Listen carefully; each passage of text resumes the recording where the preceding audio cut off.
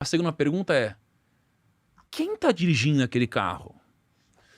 A terceira pergunta é: o que esse cara fez para conseguir comprar esse carro? A quarta pergunta é: o que eu posso fazer para fazer o que esse cara fez? Então, as perguntas vão te levando às atitudes diferentes.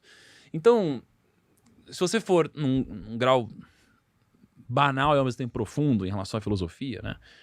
Diz que o que é e o que não é, não é. Tá. Certo? Aham. Por quê? Porque existem pessoas cheias de opiniões. Sim. E o que seria uma opinião se não fosse uma ilusão da verdade? A verdade existe, ela é. Sim. Opiniões são ilusões da verdade.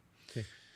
E aí a gente tem uma teoria de Platão, por exemplo, que diz que existe o universal e o particular, né? Então, a gente tem o particular, que é o Caio, e a gente tem o universal, que é o ser humano. O particular Caio tem particularidades que se derivam da imaginação do ser humano como coletivo, né? E por que é importante pensar nisso? Porque o Caio está pensando num grau particular. Só que se a gente for pensar na idealização do ser humano, existe um ser humano ideal.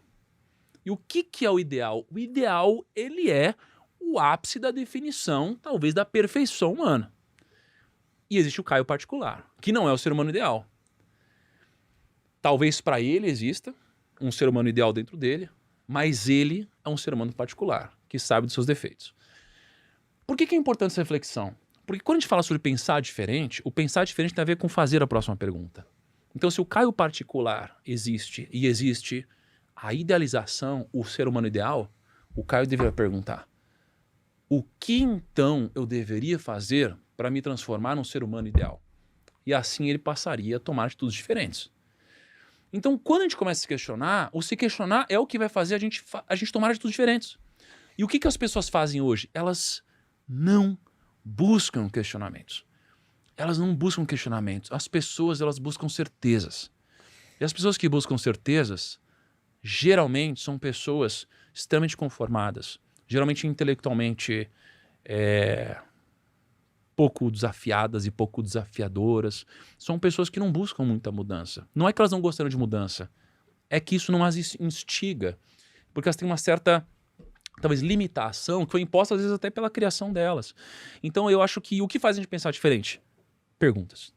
Perguntas. E andar com gente que faz perguntas e que nos traz menos certezas do que reflexões.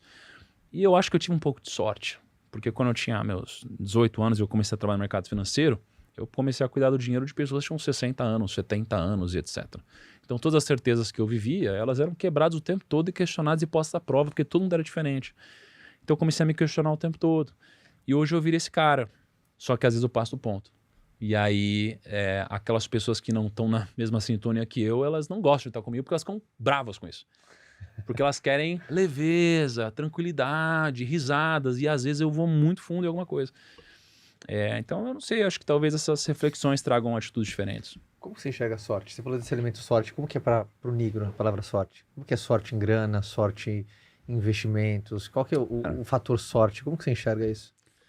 Acho que existe a sorte que vem de Deus e a sorte que vem Do homem? da tentativa, né? Da sua disciplina, né? Então acho que tem a sorte que vem da sua disciplina e a sorte que vem de Deus. Então tem a sorte de Deus que não dá para controlar. E ela define boa parte do seu sucesso financeiro. Eu nasci homem, no ano que eu nasci, com a minha altura, com uma capacidade técnica, no mesmo país que você, Saúde. podendo te encontrar, com saúde, filho dos meus pais, etc. Então essa sorte realmente não dá para comprar. Mas não é ela que define tudo.